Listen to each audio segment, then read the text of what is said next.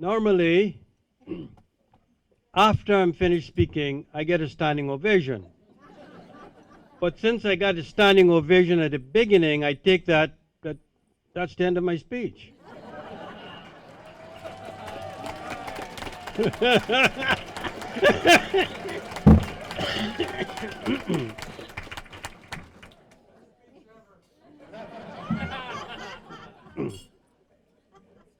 Now, there are those among us who see a bleak America, those who bewail every lofty tribute of human nature. They lament the existence of the Golden Rule, and they see America as a jungle inhabited by beasts of prey. These very voices speak of a vineyard where only the grapes of wrath flourish. And they speak of seas inhabited only by vicious sharks. These very people would have all of us believe that between the earth and the stars, only winged vultures sway. But I see a different America. I see a Walt Whitman America. I see America, the center of which our daughters and sons are equal. I see an America where all alike, the grown, the young, the old, are endeared. I see an America perennial with the earth, with freedom, with law, and with love. I see a President George Bush's America. This is America, a brilliant diversity spread like stars, like 1,000 points of light in a broad and peaceful sky. Yes, America is wholly herself when she is engaged in high moral community enterprise, as is clearly demonstrated so beautifully by this magnificent, diverse crowd tonight. This is America.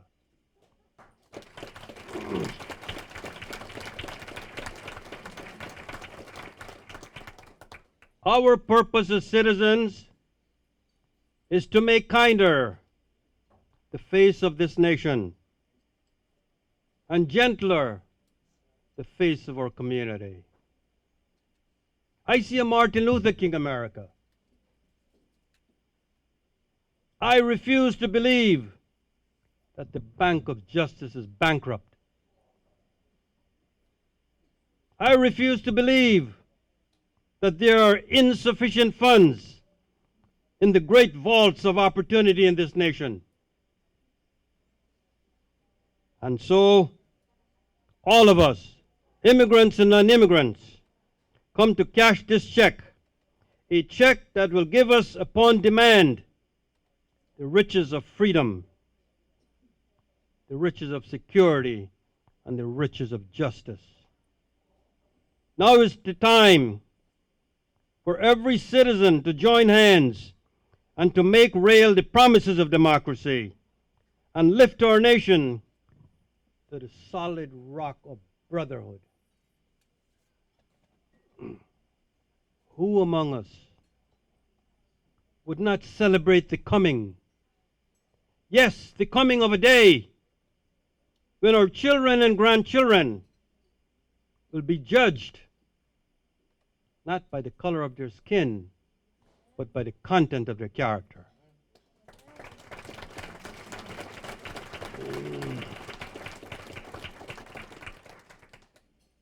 I see a different America. I see America of fruited plains and beautiful mountains. It was a beautiful, sunny, tropical Guyana day. My mom woke up early and gathered a basket full of goodies to take for her only and younger brother. He was a handsome fellow, fair of complexion, slender built, and carried himself with much attributes that endeared him to the opposite sex. He had kind of a Harold Flynn mustache, kind of a vagabond type of an appearance. He lived on an island in a massive river called the Essequibo River. I, being the last of 4 boys, was quite tied to the coattails of my beloved mother. My mom was a slender, beautiful lady. And while I may not be quite able to fully describe all the attributes of a beautiful lady, I know one when I see one.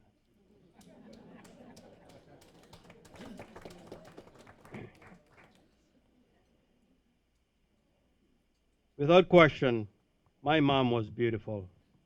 She was quite particular about her appearance, and her dresses were all hand-tailored by herself. She sparkled like the bright tropical sunshine that day as we boarded that ferry to visit my uncle. We remained on the lower deck of the ferry. In addition to the passengers, this deck was crowded with sheep, goats, cows, chickens, farmers with their produce, and several automotive vehicles. I was about 10 years old, and I was quite uncomfortable seeing my beautiful mother in such a cumbersome location. The ferry had an upstairs with beautiful polished benches. As a 10-year-old boy, I would run up the stairs and admire the polished benches. I grabbed my mom's hands and started tugging at her. "Let's go upstairs, Mom. Let's go upstairs. It's clean, it's beautiful, it's empty." Then a cow, some distance away, did what cows do. An ugly drop splashed on the pristine dress of my beloved mother.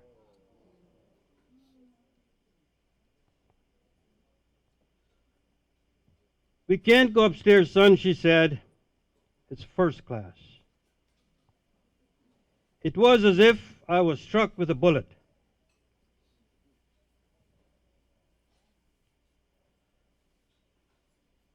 I started to cry and cry and cry, and my mother could not understand why. I disdained that ugly drop on her splendid dress and all those polished benches unoccupied. That singular event burnt a hole in my very soul. I was impassioned, I was motivated, I was determined to dream the impossible dream, to run where boys like me dare not go, to continue trying when my body was too weary. Yes, to reach the unreachable. And so we're here tonight at this prestigious yacht club, far removed from that steamer in the Essequibo River. Mom,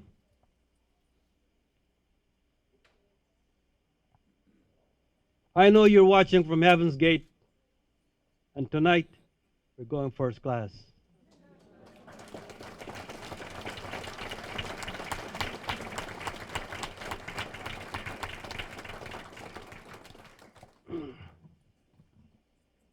What a journey traveled. 74 years of distance well run. From a tiny remote village in Guyana, South America, to the yacht club in Indian Harbor. I asked Michael Khan, "Why don't we hold it someplace else?" He said, "Hey, you're an Indian. You got to hold it in Indian Harbor."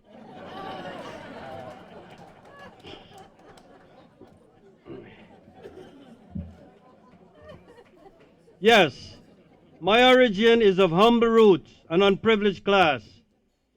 But as an instructor to judges for the past 15 years at the National Judicial College in Reno, Nevada, Here is what I impart to the judges whom I teach. In the classroom, you learn what is legal and illegal. But it's in the living room that you learn what is right and wrong. It's the living room that you learn what's fair and unfair.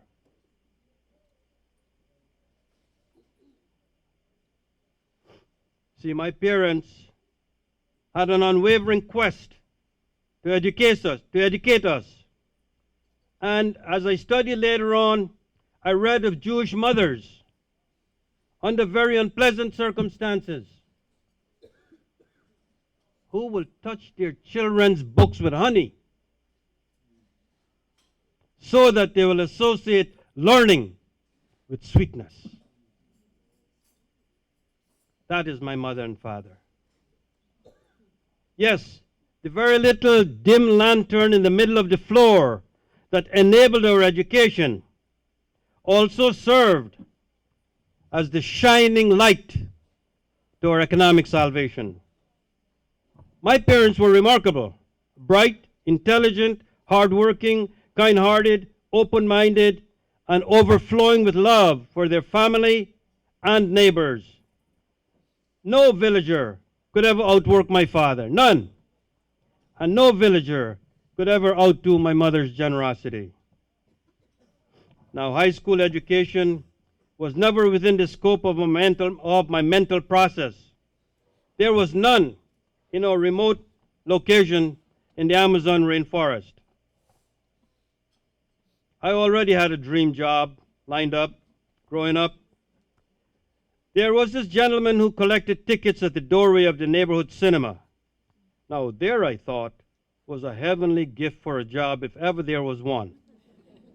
This dude was getting paid to sit in the cinema, collect the tickets, and watch every movie.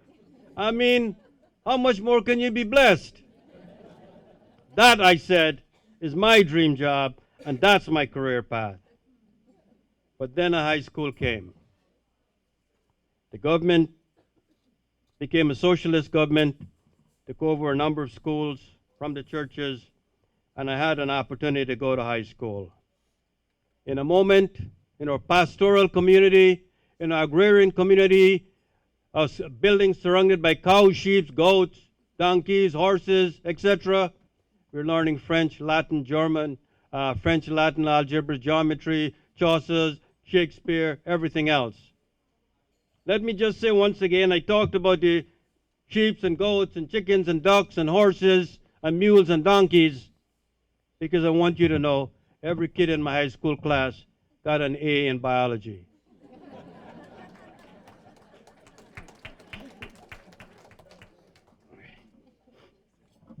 Economics and the law. As I told you very early in my life, I learned about first class and economics and the law. And every day, justice in America is concerned about fairness, economic fairness. When we do justice, we have to be economically just. I talk a little bit about my elections because my dear wife and I made a very bold decision. As my friend Bill Potter said, you cannot succeed in America if you're timid. You have to take bold chances. And when I wanted to become a judge, we had a beautiful home. I was a senior prosecutor, felony prosecutor. And for me to run as a judge, I had to quit my job to run. I gave up my home and I moved into an apartment. I had no job. I had no income. I had no insurance. And I could barely hold on to my wife at that time. At that time, they said to me, nobody will vote for you. You cannot win an election. 26 years later, when I retired, they said, no one will ever vote against you. You can't lose an election. We did have some experiences when we were campaigning. A few people, I noticed, will put one finger up toward the sky as we were campaigning, and I didn't quite know what that meant. So I called my friend Bill Potter, And I said, Bill, you know, we're campaigning, and I see some people sticking one finger up in the sky. I'm not so sure what that means. He said, don't worry, Alli, that means you're number one.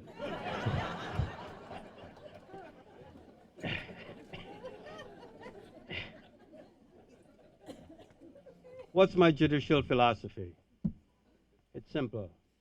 Every human being who comes before me will be treated with dignity and respect.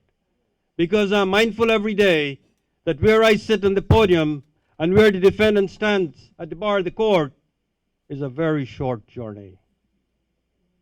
And that's my judicial philosophy. Treat everyone with dignity and respect. I want to take this moment to express a deep sense of gratitude to my dear wife Yasmin, who has stood by me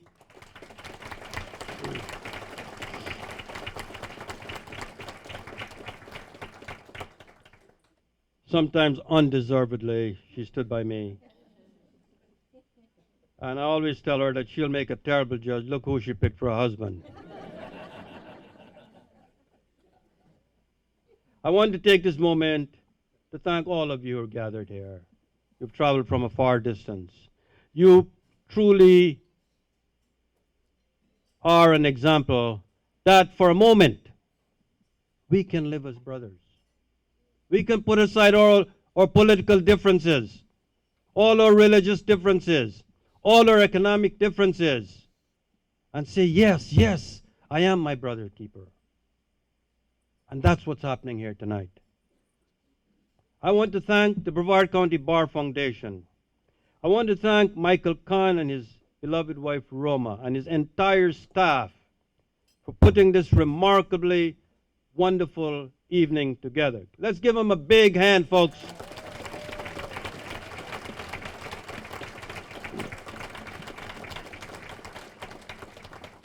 This was a lot of work. They worked really, really hard. But all their work will go for naught had you not responded in kind as you have done here today. This is a reflection of the Brevard County I know. Where else would a boy like me, from humble roots and unprivileged class, from a distant land, come here and be so honored, so loved by so many? Only in America, only in Brevard County. Michael Kahn and his team, God bless you all for being so kind, for working so hard, and for putting on such a lovely evening that truly represents the culture and the spirit of Brevard County. Give them a big hand once again, folks.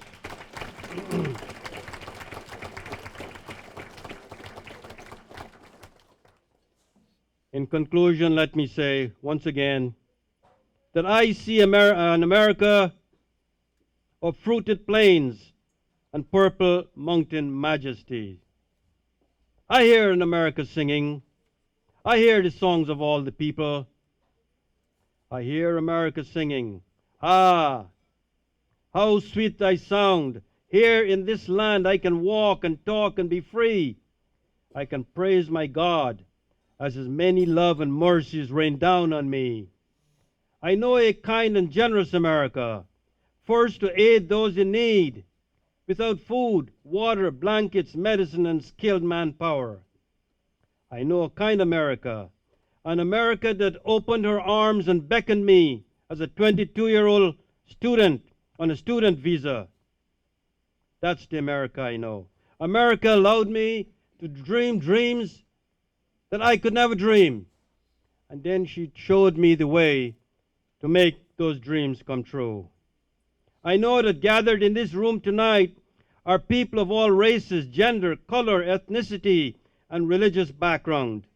Jews and Gentiles, Catholics and Protestants, Muslims and Hindus. Tonight demonstrates what my whole life has been about in this community, to build bridges of unity. Tonight is about the beliefs we share, the common beliefs, the common values that we honor, and the common principles that we hold dear. Time-honored principles.